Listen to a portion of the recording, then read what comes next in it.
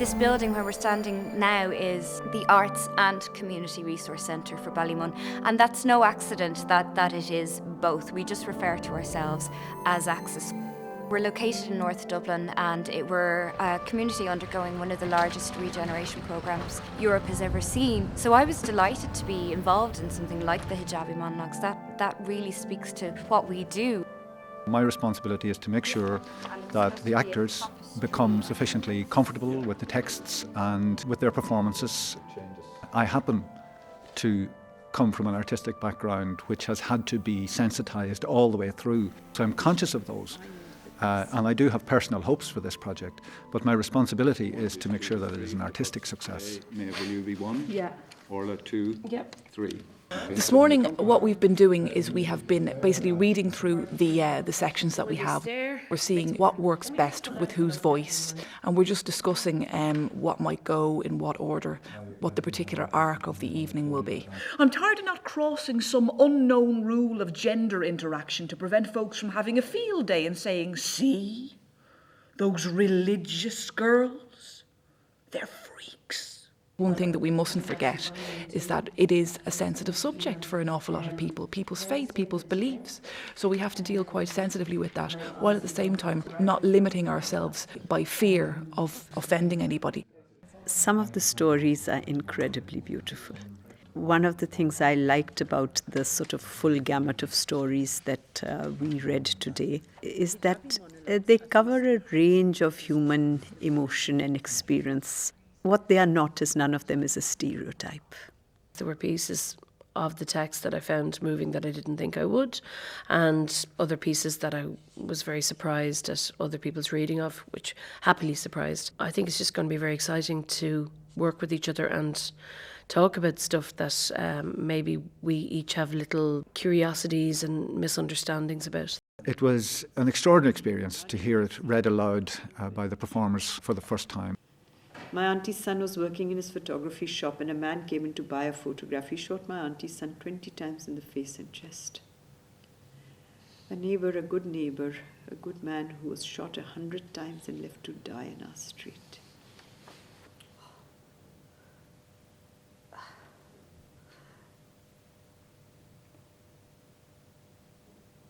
We had to take a break at one stage in the reading because such was the power of the writing.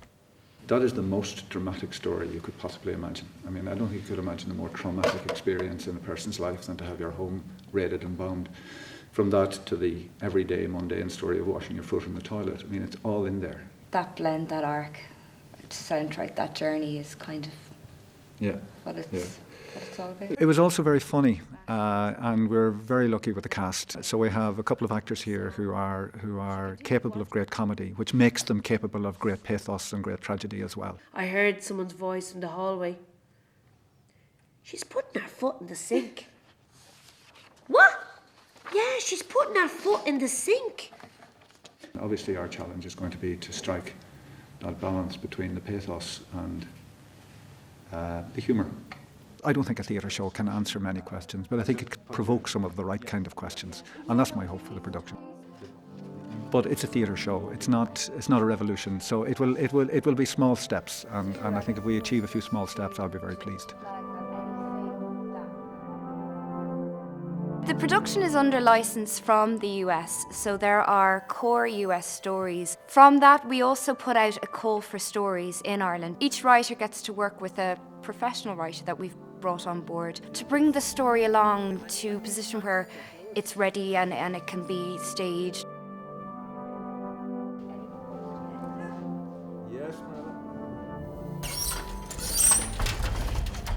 The set design evolved organically. What we needed was a very neutral but attractive space that, through lighting, through the body language and performance of the actors, and through the act of imagination, that it could become that girl's bedroom, but it could then reinvent itself each time to be a shopping centre, to be a bombed out building in Baghdad, to be a place of refuge in Syria, and so on and so forth. Cubes are a great sort of default position, I suppose, for the theatre director, and so I've used cubes repeatedly because they can be anything. That's the cube. That's it.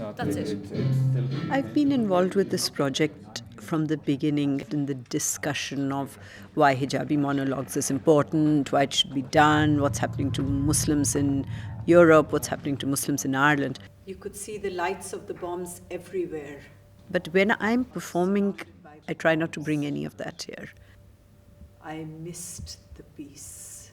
Theatre is an amazing tool for presenting something to an audience to just make them think. I think we all as actors want to provoke a response in somebody. I mean, that's really what theatre is about for me. I was away last year in the west of Ireland with my family. I do think this kind of theatre changes the opinions of people. Maybe not one show by itself, but it does make people talk about it, think about it, and not being frightened of difference. The Hijabi Monologues are based on true experiences of Muslim women in North America. And in this case, Ireland. My job is not to be in any kind of way partial to any religious, political, spiritual bent. I'm just an actor telling a story. Like that's where it begins and ends for me, and I'm just very lucky that the stories are as interesting as they are. You know what, if everybody else talks about me, I should be able to tell my own story. The first piece I do, I've done that twice before in front of an audience, and it was greeted quite positively. It was only afterwards that I became aware of the fact that, some people were slightly miffed about the fact that there's a swear word in it. And when I do break and say, do you know what? Fuck you! What the fuck is your problem, asshole? Where are you from? It has nothing to do with my religion. The thing is that I'm just saying what's written. Not my words, And it was written by a Muslim girl. I'd be very interested to see if I can sense anything in the audience tonight when I do say that. We've been involved with the Hijabi Monologues project for just over a year now. It's a project which brings Muslim women's voices to the theatre to tell their stories in a dramatic and powerful way, so that people can understand a little bit more about what it's like to be a Muslim woman in a predominantly non-Muslim environment. And what we're engaged on now is trying to produce a European version. And Ireland is kind of the pilot country, the first one that we've worked with. And so tonight we're really excited to see the premiere of the Irish version of the Hijabi Monologues. I'm really looking forward to it. Well, we've made it this far. We're here. It's the opening night, and people are just beginning to arrive. I'm feeling quietly hopeful that we'll have a great night. Very pleased with the work that we've done. I don't think we couldn't have tried any harder. We couldn't have done any better than we've done, and that's always a nice thing to be able to say. We've had an awful lot of fun. We've had some very thoughtful conversations and debates, and that's really what it's all about. But my blood. I hope tonight, as I hoped the first day I came to work on this, that the audience will walk away having enjoyed a vivid show. I would like to think that they'll be talking about some of the questions that were raised tomorrow. I would like to think that they'll have laughed. I would like to think that they will have felt some of the very powerful emotion that's coming from the stage.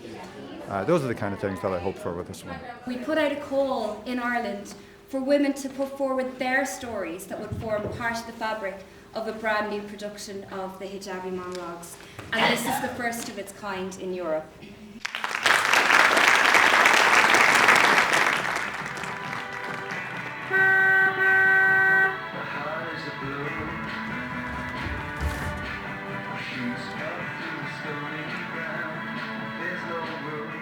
I had on a blue hijab to match my dress, and she had on the more traditional football fan wear. Minal, I think maybe you should do the talking. They'll take you more seriously. What have we signed up for? Director and the performers did a magnificent job of bringing kind of real heart and drama and kind of cohesion to the whole piece, which is often very difficult in a kind of a disparate group of monologues, and particularly because some of them came from America and some of them came from Ireland. It blew me away. I had some emotional moments. It was funny. It was moving. Really great work. The hushed silence for the hour and a half of the show was extraordinary. It was that reaction of actually listening which is an amazing feeling in a theatre, to actually feel people actively engage with the story. You know, this project in particular had so many different partnerships involved, and yet the aim was to put on a piece of theatre to engage audiences in stories. And I think that to me is the importance of it, the importance of actually aspiring to be really truly great while also involving as many people as possible. There are now about 49,000 Muslims living in Ireland, and they have come from all over the world, and they have been really absent actually in public debate and discussion. And this storytelling method, it seemed like a really good idea. Everybody has an opinion about Muslims, about Muslim women, and most of the time it's a very negative opinion. So it's time for Muslim women to tell their own stories, and that's just what happened in this play. I was amused, I was entertained, I was informed, and I was sometimes a bit challenged and sometimes a bit saddened by what I hear, but overall it's very, very positive. Highlighting the voices of Muslim women and highlighting their lives and highlighting the diversity that they bring to Ireland and the culture each one of them bring to Ireland is very important. But in my house, surrounded by the voices of the bombs, I longed for peace. With the monologue hijab, I can represent myself. I can see the other women who share my life, who can know that there is another woman on another side of the world maybe face the same problem they faced it before. So Monologue Hijab, really, it's a great project for us. We might even have the same stories, right?